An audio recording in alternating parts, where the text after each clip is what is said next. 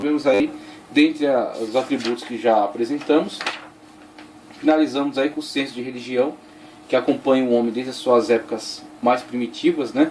Desde as pinturas rupestres, quando vemos aí as sociedades que viviam em cavernas, já manifestavam, já expressavam e tratavam de deixar registrado isso por meio de desenhos, os conhecimentos que haviam adquirido, a sua vida em sociedade, o seu cotidiano e também a sua religiosidade, a forma como expressa a sua religiosidade.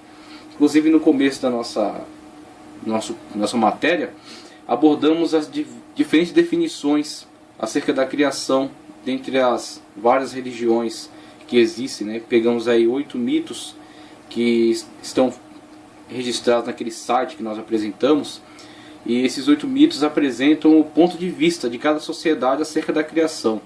Então, independentemente das suas bizarrices que tenham apresentado, o mais importante é observar que todos eles se preocuparam em apresentar seu ponto de vista. Todos eles se preocuparam em expressar a maneira pela qual creem que isto aconteceu. Todos creem que isto aconteceu. Isso está dentro do mais íntimo do ser humano. A criação, o ser divino, o ser superior, a inteligência maior, que por meio do seu poder, por meio da sua sabedoria, por meio da sua graça, trouxe todas as coisas à existência, né? Tudo veio a existir a partir tendo origem neste ser. Então, as diferentes formas de apresentação desse ser decorrem dos diferentes ambientes, desenvolvimento, complexidade ou mais simplicidade, problemas até de pedagogia que eles querem incutir, às vezes, nessas lendas, né, trazer algum elemento de ensinamento para os homens, né, transmitir por meio de tradição este ensinamento, mas todos eles têm essa preocupação, e essa preocupação é típica do homem. Então esse desejo de filosofar, esse desejo de ter vida em sociedade, esse desejo de conhecer a si mesmo, né, esse desejo de querer conhecer acerca de Deus, são características que fazem do homem, atributos que fazem do homem diferente dos animais. Então esse é o objetivo, abordando aqui esses temas. Então, passando adiante, vamos agora sobre conceitos sobre a origem do homem. Conceitos sobre a origem do homem.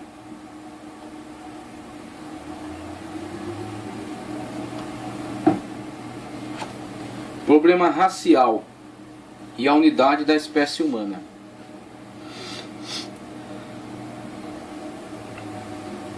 O problema racial e a unidade da espécie humana.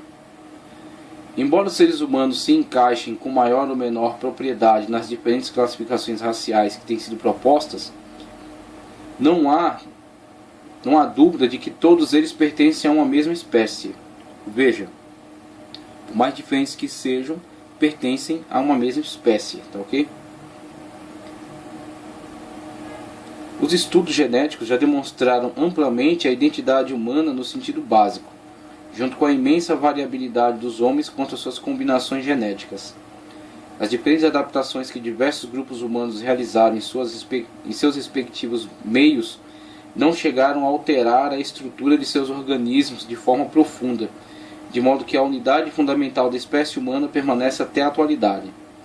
Tradicionalmente, um dos temas mais controvertidos da antropologia tem sido da unidade ou diversidade da origem dos seres humanos. Todas as raças hoje existentes provêm claramente de um tronco comum. Portanto, o patrimônio hereditário de todos os homens é comum, o que explica claramente a existência de uma mesma origem. A Bíblia Sagrada. Muita coisa tem sido dito acerca da origem e da unidade da raça humana, mas só a Bíblia dá informações confiáveis e coerentes. A questão reside nas diversas formas de interpretá-la. A teologia conservadora afirma que toda a humanidade ascendeu de um único tronco comum, em Adão e Eva. O Deus que fez o mundo de um único casal fez toda a raça humana para habitar sobre a face da terra.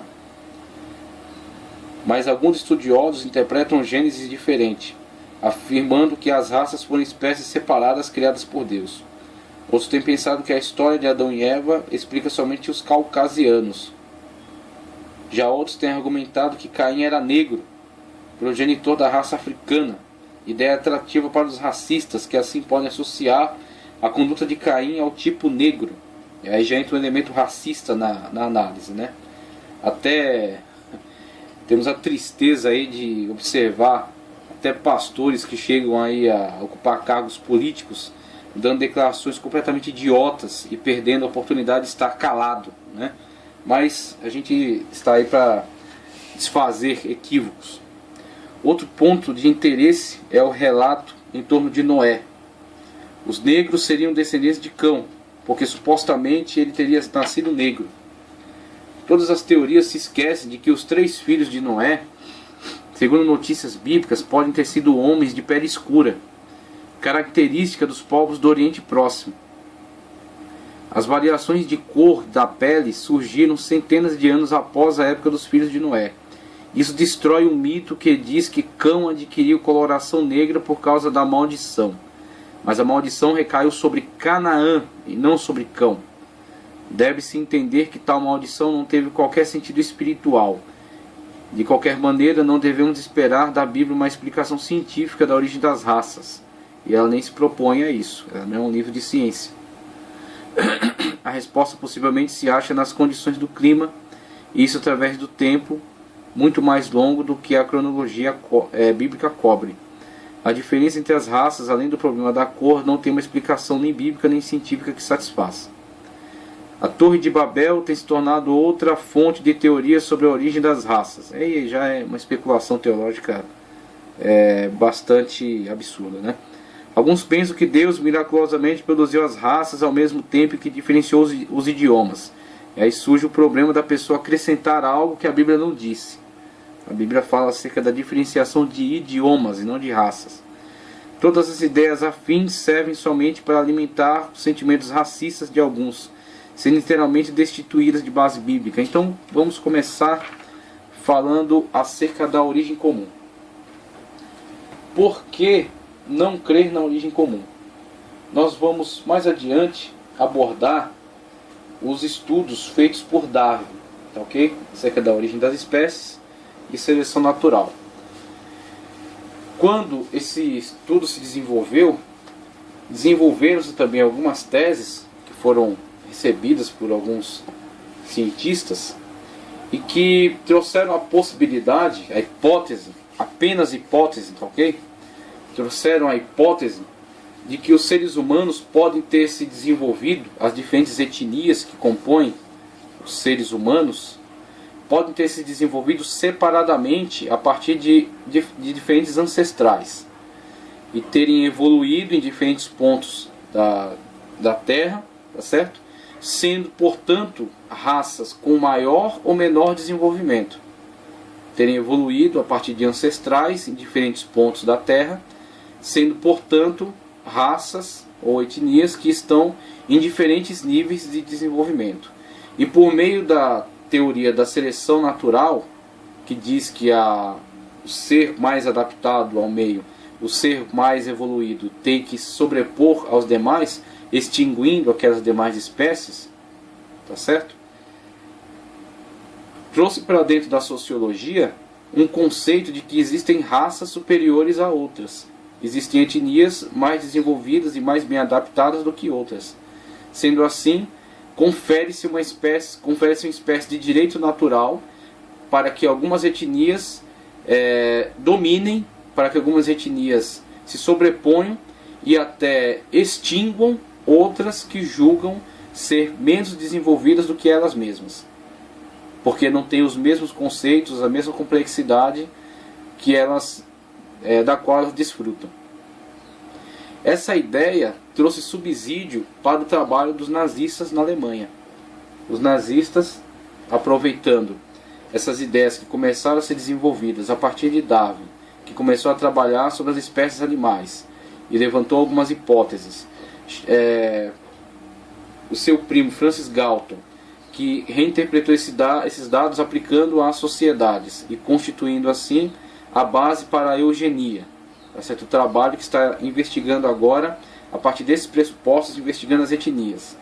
E após isso, os cientistas que trabalharam junto com os partidos nazistas e que tiveram, a partir dessas hipóteses, tiveram subsídio para desenvolver as suas pesquisas, tá certo? E os seus trabalhos macabros de seleção natural, é uma espécie de seleção natural, né? Onde os arianos são tidos como uma raça superior, uma raça evoluída, uma raça adaptada ao meio. Os judeus são uma raça inferior, raça que tem que ser extinta. Com isso, as fornalhas, né, dos campos de concentração, Auschwitz, por exemplo, né, os mais de 600 mil judeus que morreram ao longo da Segunda Guerra Mundial.